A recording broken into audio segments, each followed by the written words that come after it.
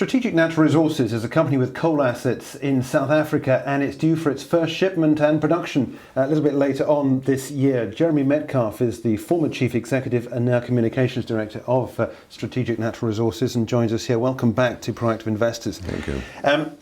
Where is the company going from here? Because clearly you've got this date in June, I think it is, isn't it, for your first shipment? But there's, in your words, I think a lot of potential.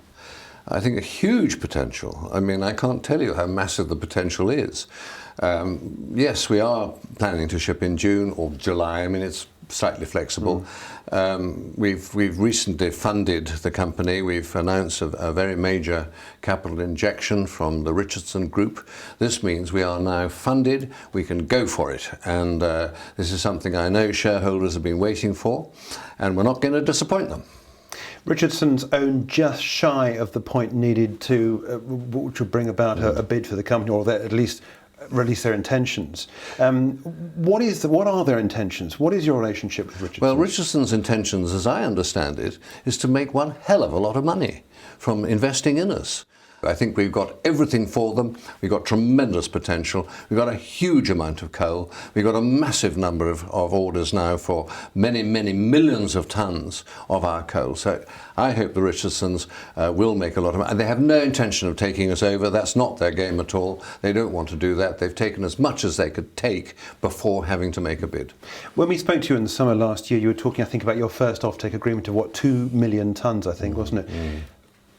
What does 2 million tons look like? That's a very good question. I've often been asked this, and I think the way I would describe it is, think of Twickenham, the great rugger pitch. Smother that in coal to about the depth of about 30 feet.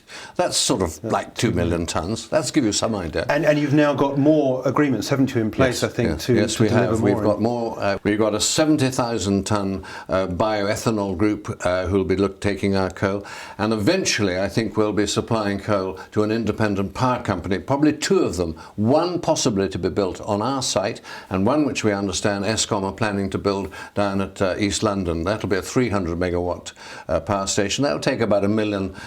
We haven't yet done a deal with them, but since we're on the main railway line to them, it's very unlikely that they're going to try and buy their coal from 900 kilometres further away. And then on our own site, probably a 500 megawatt coal-powered power station. Yeah. So we got huge amounts still to come. What about the longevity of the mine? What evidence have you got to suggest there is all this coal there which will continue to deliver? Well, this is a very very interesting point. Our technical director, Bertus Steenkamp, has been doing some sums, and he reckons that unless further resources are found by the other major mining companies, our coal will outlast all of them.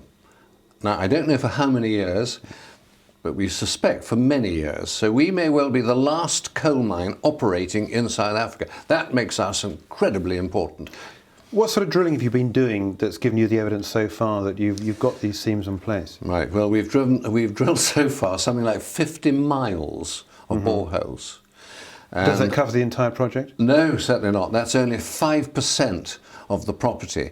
And so far, we've got up to about 200 million tons of coal. Now, when I describe what 2 million tons look like, think what 200 million tons is going to look like. A huge amount of coal. But we will continue to drill. We will go on drilling because eventually we've got a phase 5, which is a massive area about 60 miles away from the main project which we're dealing with now. We may do a deal on that particular coal. It may be gasified. It may be turned into liquefied equivalent of diesel. There are all sorts of ideas for this stuff. It's a terrifically exciting project. Your relationship with Richardson's has given you an injection of cash, hasn't it? Which I know will take you through to that, all the drilling and the production.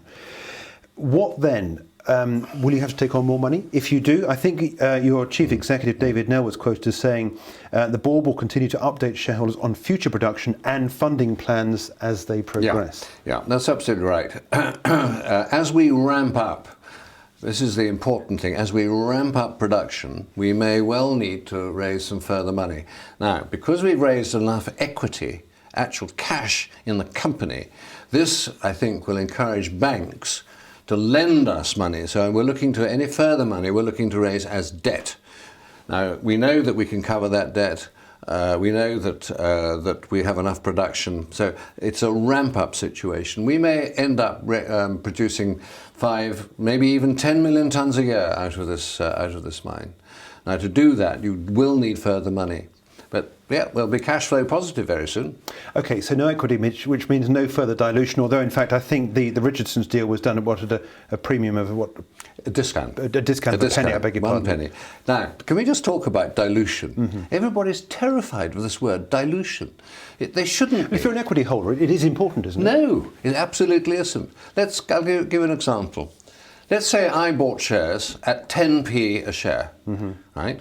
And then we go and raise a lot of money and the market likes it. Up goes the share price. My 10p that might have represented 5% of the company now only represents, say, 2% of the company, but I'm twice as valuable. So there's nothing wrong with dilution as long as the share price increases. Well, of course, your share price has been increasing, Indeed, hasn't it? It's from 13 to 18? Yeah, or last whatever. 2 months ago it was about 13p. It's now, 19 and a half. And I'm not going to be drawn into this as to where it's going to go, but I have an idea. Right, okay, well, I won't push that anymore because you've already said about the potential for the company. Let me ask you then where Strategic Natural Resources will be in a year, 2 year, 5 years' time. I think it'll be an absolutely major force in South Africa as one of the most important coal mining businesses there. I really do. I don't think there's any reason why it shouldn't be. And if investors aren't on board now, they should be. Right. We've got David Nell, your Chief Executive, due to talk to us in a few months' time. Just tell us a little bit more about what he's going to be telling us. Well, I hope he's going to bring over some of our professional team from South Africa. Perhaps I'm pretty sure he's going to bring our technical director over because a lot of people don't understand the mining process. And it is it's an intriguing process. These are narrow seams and it needs explaining as to how we're going to get this coal out. Now, I'm not going to preempt what he's going to say when he comes, but David and Bertha Steenkamp, and also we've got a chief financial guy who's coming on board in South Africa to look after the Elithanian. I think he'll be over as well. David has a lot of things going on. He's dealing flat out with new clients, more coal to be sold. His feet don't touch the ground, but he will be here, and he promised me to tell you that he will be here for you to interview him. Well, we'll look forward to that. But in the meantime, Jeremy, thanks for coming into our studios here at Proactive Investors. It's Jeremy Metcalfe, the former Chief Executive of Strategic Natural Resources and now the Communications Director.